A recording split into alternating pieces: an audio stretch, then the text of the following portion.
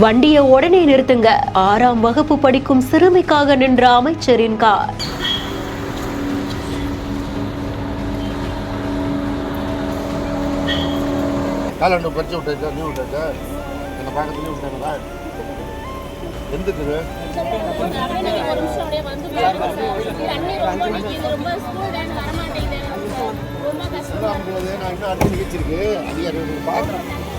இந்த வயசுல எப்படிமா இப்படி யோசிக்க முடிஞ்சது? அமைச்சரையே வியக்க வைத்த சிறுமி.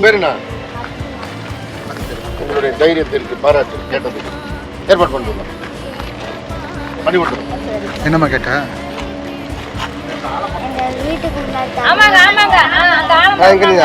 வீட்டுக்கு முன்னாடி ஸ்கூலுக்கு போகவே முடியல. அதனால எங்க வீட்டில் எல்லாத்துக்கும் உடம்பு சரியாக போகுது. ஸ்கூலுக்கு போக முடியல. அமைச்சர் என்னம்மா சொன்னாங்க? ரோடு போகணும். உங்க பேருங்கம்மா? அர்ச்சனா. என்னம்மா படிக்கிற? அரியலூர் மாவட்டத்துல கிட்டத்தட்ட 31 கோடி ரூபாய் மதிப்பிலான வளர்ச்சி திட்ட பணிகளை துவங்கி வச்சுட்டு சிதலவாடி கிராமத்தில இருந்து உச்சினி நோக்கி போக்குவரத்து மற்றும் மின்சாரத்துறை அமைச்சரான சிவசங்கர் அவர்கள் அவங்களுடைய கார்ல பயணம் செய்து போயிட்டு இருந்திருக்காங்க. அப்போ வடக்குப்பட்டி கள்ளுக்குட்டை பகுதியை சேர்ந்த சிறுமி அர்ச்சனா அமைச்சருடைய காருக்கு முன்னாடி பெற்றோர்களோட கை காட்டி நிறுத்த முயற்சி செய்திருக்காங்க. சிறுமியை பார்த்த அமைச்சரும் உடனடியா காரை நிறுத்தி இறங்கி வந்து சிறுமி கிட்ட என்ன ஏதுன்னு விசாரிச்சிருந்திருக்காங்களா.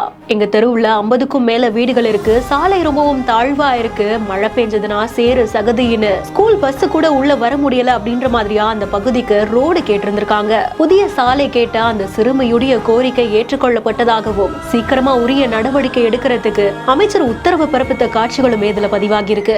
ஊருக்காக யோசிச்சு இந்த கோரிக்கை அமைச்சர் கிட்ட போனா சரியா இருக்கும் அப்படின்னு கை காட்டி தைரியமா அமைச்சருடைய காரை நிறுத்த சொல்லி அவங்களுடைய கோரிக்கையை முன் வச்சது பலரையுமே பாராட்ட வச்சிருக்கு. சிறுமியுடைய தைரியத்துக்கு உங்களுடைய பாராட்டுக்களை நீங்களும் கமெண்ட் செக்ஷன்ல சொல்லுங்க. மேலும் வீடியோஸ்க்கு பிஹைண்ட் நோட்ஸை ஃபாலோ பண்ணிக்கோங்க.